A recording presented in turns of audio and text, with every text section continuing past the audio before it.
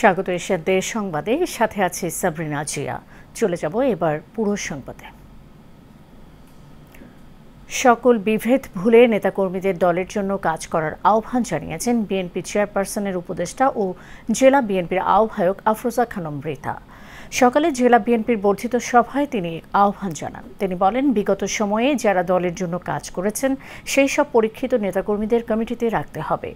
দলের বিভিন্ন অঙ্গ সংগঠনের কমিটিতেও ত্যাগী নেতাকর্মীদের রাখতে হবে। জেলা বিএনপির আহ্বায়ক কমিটির জ্যেষ্ঠ সদস্য এস.এ. জিন্না গভীরের সঞ্চালনায় অনুষ্ঠিত এই বর্ধিত সভায় উপস্থিত ছিলেন অ্যাডভোকেট আজাদ হোসেন খান, অ্যাডভোকেট নুরতাজ আলম বাহার, সত্যেনকান্ত পণ্ডিত, ভজন সহ আহ্বায়ক কমিটির সদস্যবৃন্দ।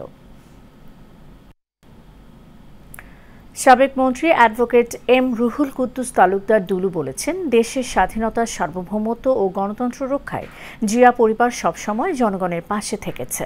মুক্তিযুদ্ধ থেকে শুরু করে সকল গণ আন্দোলনে এই পরিবারের অবদান অনস্বীকার্য। দুপুর 12টার দিকে নাটোর জেলা পরিষদ মাল্টিপারপাস অডিটোরিয়ামে জেলা মাধ্যমিক শিক্ষক সমিতি আয়োজিত শিক্ষক সমাবেশে প্রধান অতিথির বক্তব্যে এসব কথা বলেন তিনি বলেন, যখন জনগণের মাঝে সুষ্ঠু নির্বাচনের আশা তৈরি হয় তখন একটি মহলের ষড়যন্ত্রে সেই আশায় ভাটা পড়ে। তবে বিএনপি ভারপ্রাপ্ত চেয়ারম্যান তারেক রহমান ও প্রধান উপদেষ্টার বৈঠকে সেই শঙ্কা উড়িয়ে দিয়েছে বলেও মন্তব্য করেন তিনি। স্বাধীনতা, বাংলাদেশের সার্বভৌমত্ব। টাঙ্গাইলে ঘাটাইলে হনুফা বেগম নামে এক বৃদ্ধাকে গলা কেটে হত্যা করা হয়েছে। এরপর লুট করা হয়েছে শরীরে থাকা স্বর্ণালঙ্কার। শুক্রবার রাতে উপজেলার মানাজি শিকদার বাড়ি গ্রামে এ ঘটনা ঘটে। সকালে পুলিশ নিহতের মরদেহ উদ্ধার করে ময়নাতদন্তের জন্য টাঙ্গাইল জেনারেল হাসপাতালে পাঠিয়েছে। নিহত হনুফা ওই গ্রামের আব্দুল গফুরের স্ত্রী। নিহতের পরিবার জানায়, প্রতিদিনের মতো শুক্রবার রাতে খাবার খেয়ে ঘুমিয়ে পড়েন হনুফা বেগম। ভোরে ঘর থেকে বের না হওয়ায় পরিবারের সদস্যরা তার খোঁজ নিতে যান। ঘরে গিয়ে বিছানায় তার গলাকাটা মরদেহ পড়ে থাকতে দেখেন তারা। বিষয়টি অবহিত করলে লাশ উদ্ধার করে পুলিশ। ময়মনসিংহের ভালুকায় বিপুল পরিমাণ মাদক, নগদ অর্থ ও 13টি মোবাইল ফোন সহ দুজনকে গ্রেফতার করেছে যৌথ বাহিনী। গ্রেফতারকৃতরা হলেন ভালুকা উপজেলার জমিয়ার দিয়ার ইসমাইল হোসেনের কন্যা মোসাম্মদ শাহিদা আক্তার ও মুক্তাগাছা থানার কান্দিগাঁও এলাকার মৃত হান্নানের ছেলে আবু রায়হান। ভালুকা মডেল থানা ওসি হুমায়ুন কবির জানান, গেল রাতে গোপন সংবাদের ভিত্তিতে উপজেলার জমির দিয়া মাস্টারবাড়ি এলাকার একটি বসত বাড়িতে যৌথ বাহিনীর সদস্যরা অভিযান চালিয়ে 101 পিস ইয়াবা, 50 গ্রাম কাঁচা ও 13টি মোবাইল ফোন সহ মাদক বিক্রির নগদ অর্থ জব্দ করে। পরে আসামিদের বিরুদ্ধে মাদকদ্রব্য নিয়ন্ত্রণ আইনে মামলা দায়ের করে আজ দুপুরে আদালতে প্রেরণ করা হয়েছে।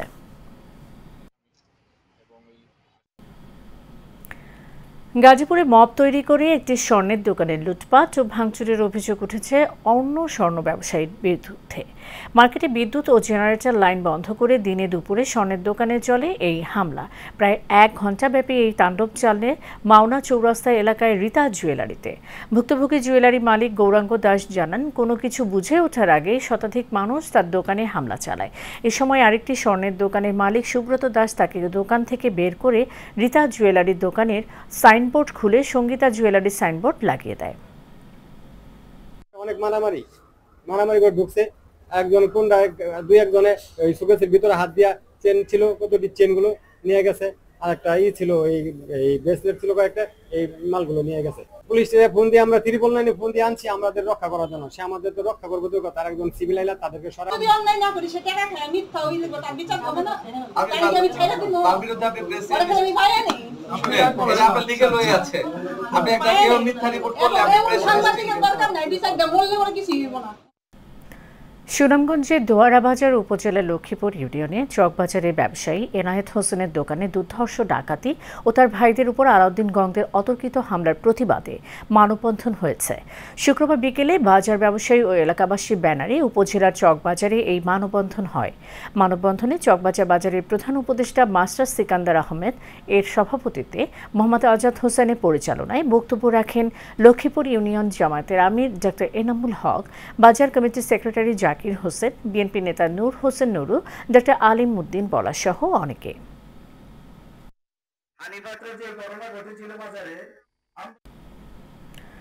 কুমিল্লা বিএনপি কেন্দ্রীয় নির্বাহী কমিটির সদস্য মোবাশ্বের আলম ভূঁইয়ার উপর হামলার প্রতিবাদ ও হামলাকারীদের দ্রুত গ্রেফতার এবং বিচারের দাবিতে বিক্ষোভ মিছিল ও সমাবেশ হয়েছে। নাঙ্গলকোট উপজেলার রায়কোট উত্তর ইউনিয়ন যুবদলের আয়োজনে শুক্রবার বিকেলে মাহিনী বাজার ও শান্তির বাজারে এই আয়োজন করা হয়। নাঙ্গলকোট উপজেলা যুবদল সদস্য ও রায়কোট উত্তর ইউনিয়ন নবগঠিত কমিটির সদস্য সচিব খোরশেদ মোল্লা সঞ্চালনায় এ সময় বক্তব্য রাখেন উপজেলা ছাত্রদল সাবেক সাংগঠনিক সম্পাদক ও উপজেলা যুবদল সদস্য শাহিন আলম মজুমদার, উপজেলা যুবদল সদস্য ও ছাত্রদল সাবেক যুগ্ম সাধারণ সম্পাদক অ্যাডভোকেট কাজী এনায়েতুল্লাহ সোহেল, উপজেলা যুবদল সদস্য ও নবগঠিত কমিটির আহ্বায়ক রিগান হাজারী সহ আরও অনেকে।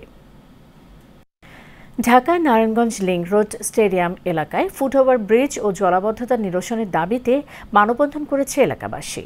শুক্রবার ঢাকা নারায়ণগঞ্জ লিংক রোডের স্টেডিয়াম মোড়ে এই মানববন্ধন করা হয়। মানববন্ধনে বক্তারা বলেন, এই রাস্তা দিয়ে হাজার হাজার শিক্ষার্থী ও জনসাধারণ চলাচল করে। লিংক রোডের সবথেকে গুরুত্বপূর্ণ এই স্টেডিয়াম জায়গায় একটি ফুটওভার ব্রিজের প্রয়োজন। বক্তারা জেলা প্রশাসকের কাছে আহ্বান করেন দাপা, ইদ্রাকপুর, পিলকুনি, শিয়াচর, লালখাঁ ও রামারবাগে স্থানীয় ড্রেনেজ নির্মাণ ও ফতুল্লা স্টেডিয়াম মোড়ে একটি ফুটওভার ব্রিজের ব্যবস্থা করার।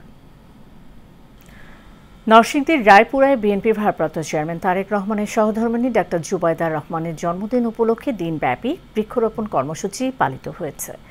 আমরা বিএনপির পরিবারের আয়োজনে উপজেলার মরজাল এলাকায় এই কর্মসূচিতে প্রধান অতিথি হিসেবে উপস্থিত ছিলেন জেলা বিএনপির সভাপতি খায়রুল কবির খোকন।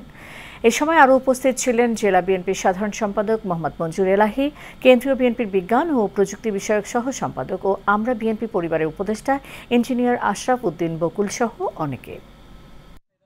আব্দুর রব রনি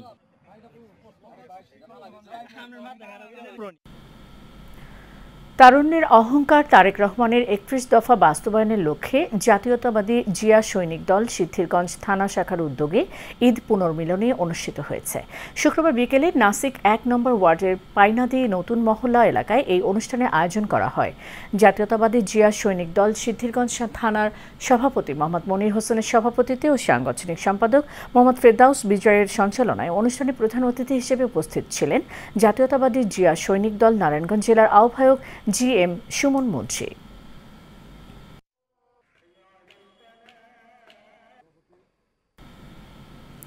কুমিল্লার বরুড়ায় যুব অধিকার পরিষদের নবগঠিত কমিটির পরিচিতি ও সভা ও আলোচনা সভা অনুষ্ঠিত হয়েছে। আজ বরুড়া উপজেলার লতিফপুরে একটি রেস্টুরেন্টে এই সভা হয়। এতে সভাপতিত্ব করেন বরুড়া উপজেলা যুব অধিকার পরিষদের সভাপতি মোহাম্মদ শফিউল্লাহ। প্রধান অতিথি হিসেবে উপস্থিত ছিলেন গণ অধিকার পরিষদের কুমিল্লা জেলা সভাপতি মোহাম্মদ ফয়জুল্লাহ। প্রধান বক্তা হিসেবে উপস্থিত ছিলেন কুমিল্লা গণ অধিকার পরিষদের সাধারণ সম্পাদক Mohammad Giasuddin.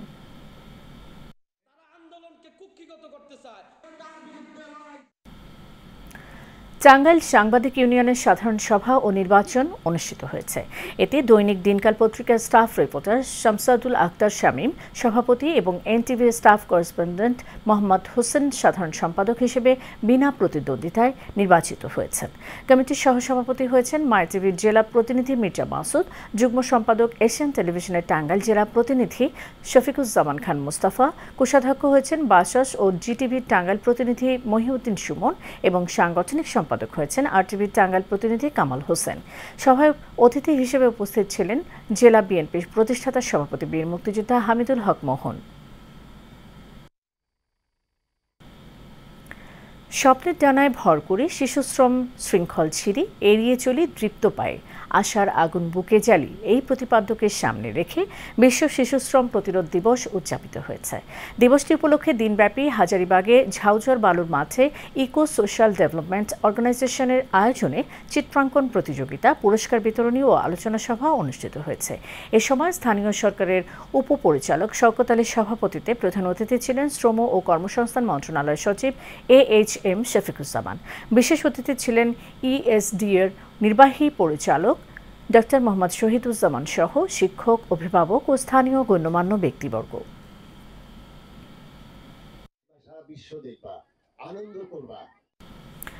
Best life insurance লিমিটেডের উদ্যোগে সেলিব্রেশন প্রোগ্রাম 2025 অনুষ্ঠিত হয়েছে। শুক্রবার বিকেলে কালিয়াকৈর উপজেলা শফিপুর জোনাল অফিসে এই সেলিব্রেশন প্রোগ্রাম অনুষ্ঠিত হয়। শফিপুর জোনাল অফিসের এজেন্সি ডিরেক্টর মোহাম্মদ হাসানের সভাপতিত্বে এতে প্রধান অতিথি হিসেবে উপস্থিত ছিলেন প্রতিষ্ঠানের ব্যবস্থাপনা পরিচালক মোহাম্মদ নুরুল ইসলাম। এ সময় আরও উপস্থিত ছিলেন অতিরিক্ত ব্যবস্থাপনা পরিচালক সুমনা পারভিন, উপব্যবস্থাপনা পরিচালক মুশাররফ হোসেন সহ অনেকে।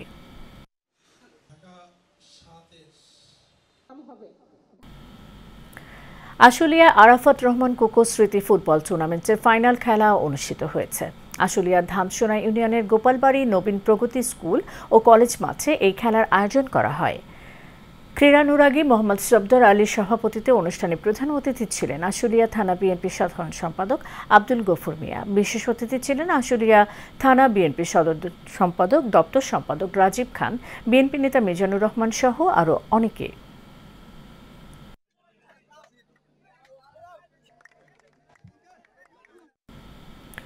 গাইবান্ধা জেলার 4টি উপজেলার 165টি চরের উৎপাদিত মরিচের হাট বসে ফুলছড়ি উপজেলার গজারিয়া ইউনিয়নে। এই হাট থেকে সরকার প্রতি বছর কোটি টাকা রাজস্ব আয় করলেও এখনও গড়ে ওঠেনি অবকাঠামো।